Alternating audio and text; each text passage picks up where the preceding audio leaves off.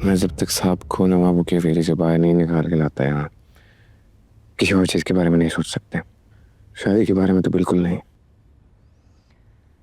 देखो शामिर, मैं, साहिब और तुम्हारा चचा, हम शुरू से ही चाहते थे कि तुम्हारी शादी मदीहा से हो जाए, लेकिन खैर अब इन हालात में तो ये शादी मुझे भी समझ में नहीं आ रही है। लेकिन तुम्हारी दादी बसद हैं कि तुम्हारी शादी हो जाए। दादी को किस चीज की जल्दी है? मुझे नहीं पता।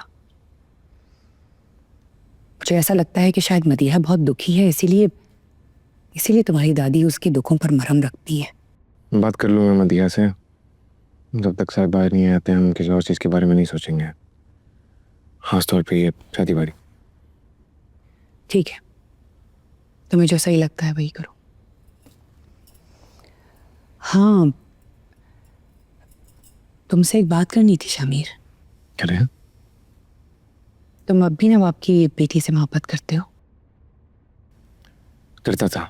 तुम्हें तो गोली मार देनी चाहिए थी उसे। याद रखना कि उनकी कैद में तुम्हारा बाप है।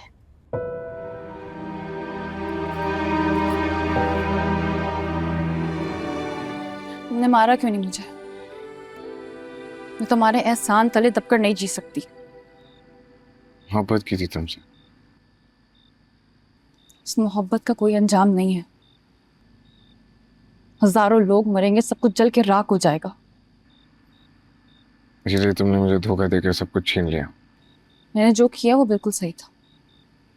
और अब तुम भी बाज आ जाओ। अब मुझ पर रहम मत खाना कि मुझे जब मौका मिलेगा मेरी गोली नहीं चुकेगी। मौका तो अब भी है तुम्हारे पास, तब भी था, माना क्यों नहीं? मोहब्बत करती हो तुम मुझसे? कितना भागोगे मुझसे? तुमसे मोहब्बत नहीं करती। ये नहीं करती तो इतनी रात खतरा मोल लिए मेरे घर में अकेले चोरों की तरह आती।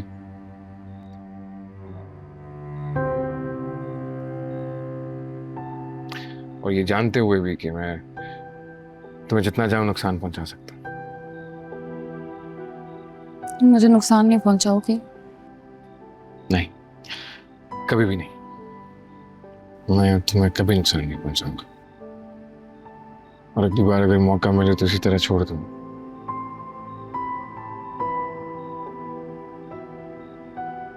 और अगर तुम्हें कोई और भी नुकसान पहुंचाए तो शायद इसके सामने भी खड़ा हो जाऊं। बाकी तुम्हारी अपनी मर्जी है, कोई जिद नहीं है। तुम अपनी करनी करो, मैं अपनी करता हूं।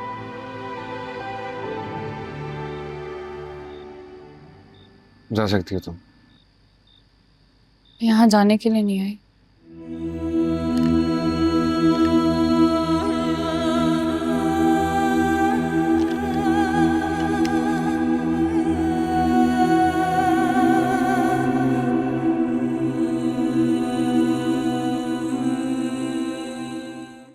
देखिए दुनियापुर बुध रात 8 बजे सिर्फ ग्रीन एंटरटेनमेंट पर।